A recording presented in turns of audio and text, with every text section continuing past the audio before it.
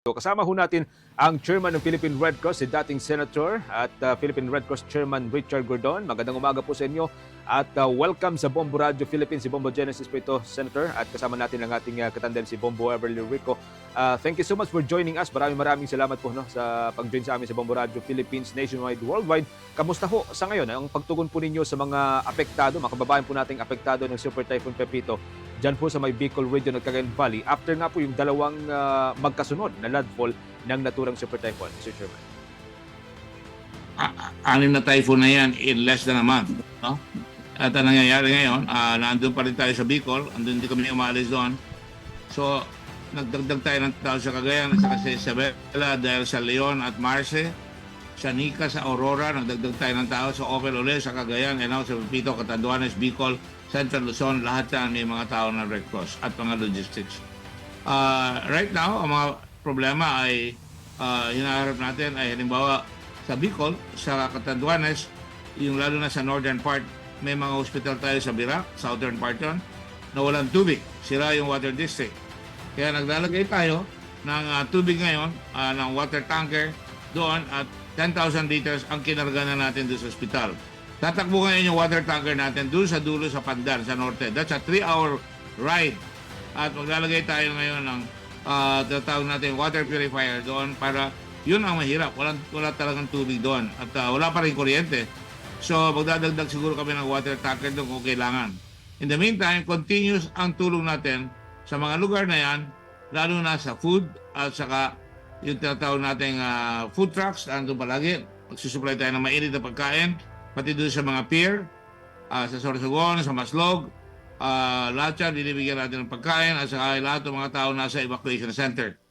And then tuloy-tuloy pa rin tayo, tinitingnan natin, ina-assess natin. Sa Catanduanes, nung tinamaan niya nung mga nakaraang typhoon, ang abaka farming nila tamaan. Ngayon, tanamaan na naman yan. So this looks like maglalagay tayo ng livelihood program dyan. Pinag-aaralan namin, mag-raise tayo ng pondo para mabigyan ng tulong yung mga tao dyan para sa livelihood, para mabuhay ulit yung kanilang abaka.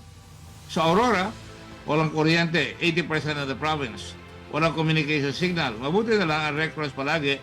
Meron tayong mga tinatawag na satellite links. Meron tayong tinatawag na Starlink na nakaka-connect sila at nakasakay sa mga truck natin para nakikita natin yung nangyayari sa kanila. At maraming damage sa mga facilities and houses reported. Ngayong umaaraw na, umiikot ngayon yung mga tao natin sa Catanduanes. Nagpalabas tayo ng mga motorsiklo kaagad kahapon para makita lahat kung anong damage. At nagpapalipad tayo ng drone para makita talaga kaagad yung kalakihan ng mga problema. Ang problema naman dito sa Aurora, hindi nakakapanghisda yung mga tao. No sailing policy. So baka magbibigay kami ng cash grant dyan. Pinag-aaralan namin as we speak. Okay. As per report po ng mga kasamaan po ninyo doon po sa ground level, Mr. Senator, saan po yung may pinakamalala na pinsala pong inabot after po ng onslaught nito pong Super Typhoon Pepito? Chairman. Ang malaking tama sa Nueva Vizcaya, wala pa sa NDRMC ito. Mainit po ito, landslide doon sa Barangay Labang, ang bagyo, Nueva Vizcaya, at 7 ang patay at 3 ang injured. At iba nasa Trauma and Medical Center ngayon. Nag-deploy tayo ng ERU doon at yung mga bumagsak na puno doon ay nilalagay ng mga chainsaw ng Red Cross at yung payloader pinalabas na namin doon para makatulong sa pagbukas ng mga karsada. May mga flooding sa 4 na municipalities ng Bambang, Bayumbong, Dupax, Del Norte, and Solano. At saka meron tayong welfare team to support psychosocial support sa mga pamilya ng mga casualty. Siyempre, natataranta yan, nabibigla sila. So, meron tayong psychosocial na binibigay sa kanila. Nag-deploy din tayo ng assessment team na 2 team. Tuloy-tuloy, ngayon, ang concern natin, nagbukas ng 6 na gate ang Magat Dam sa Cagayan at para mabawasan yung pressure dahil buwabagsak yung tubig ng mga bundok na kapaligid sa Cagayan sa dam at kung di pipigilan yan, magkakaroon ng flooding pagka tamaan na naman niya, kaya nagpapawala na sila. Inaabangan natin yan, tinitingnan natin kung ano ang mangyayari dahil baka magbaha, marami na namang ma-isolate at masisirang mga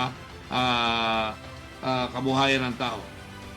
Nag-deploy tayo ng 6x6 truck doon, tumulong sa evacuation at meron tayong mga rescue team doon at gano'n rin na yung food truck na andon.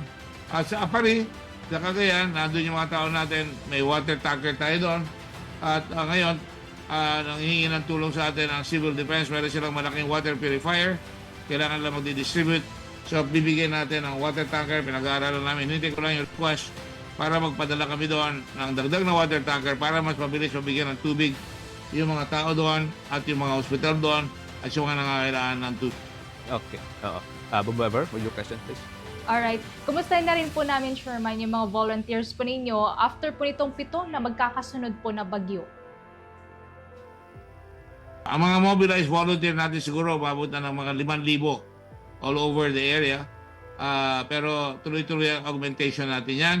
Nagpadala rin tayo ng halos umigit kumulang na less than 1,000 blood units doon dahil nasira yung mga blood centers natin or sa Albay, Sorsogon, Camsur, Masbate, Catanduanes, mahirap manguha ng dugo doon. Kaya tuloy-tuloy ang pagpadala ng dugo doon. Lampas na 1 milyon na ang pinapadala ng dugo dito sa mga lugar na yan. Tandaan mo, ang Catanduanes na isa-isang isla yan, kaya mahirap tumawid, lalo na pag kami bagyo. Hirap na hirap kami makatawid doon, pero ginagawa yan. So far, ang cost ng Red Cross siguro umabot na ng mga 20 to 25 million pesos. Yung palang mga tulong natin sa kasalukuyan, sa tubig, sa hot meals, sa mga hygiene kit. At yan ay lalaki pa yan sapagkat marami pang low water areas, marami pa tayong tutulungan. Kaya yan na muna siguro dahil ang dami-dami kong sasabihin. Nababanggit niyo po, Chairman, itong tungkol sa mga pinadala nga po dugo sa may Bicol region na nasalanta rin po ng bagyo nito pong mga nagdaan na tumama sa ating bansa. Ano po yung reaction po ninyo at sa kabila po ng banta nitong Super Typhoon Pipito, nakalikom pa rin po tayo ng hanggang sa 10 drums sa kasagsagan po ng Dugong Bombo 2024. Sa mahal na mahal ko ang Radyo Bombo at kababayan natin, mahal na mahal ang Radyo Bombo sapagkat bukod nagbibigay ng talagang makahulugang balita at makasaysayan, makapagkasalukuyang balita at analysis ang nagbibigay pa ng dugo. 20 taon na ang partnership natin ang bigay ng dugo at ngayon umabot sa 3,768 ang nakalap natin dugo at yan ay tuloy-tuloy at mabuti na banggit mo sapagkat babanggitin ko talaga yan.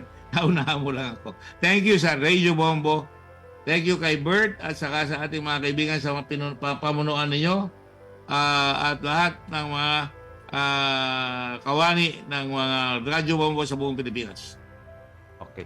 Sige. Panghuling katanungan na lamang ko, Mr. Chairman. Paano po yung sa ngayon, koordinasyon po ninyo with the local government units? Dahil minsan may mga reklamo po na may mga area na hindi po naaabot ng tulong ng mga local government units pero naaabot din po ng Philippine Red Cross, Mr. Chairman. Alam mo, karamihan kung magkamisan, magdadala ng tulong, yung pinakamalapit ang matutulungan. Kaya overserve ang tawag natin doon, overserve. Busog sila.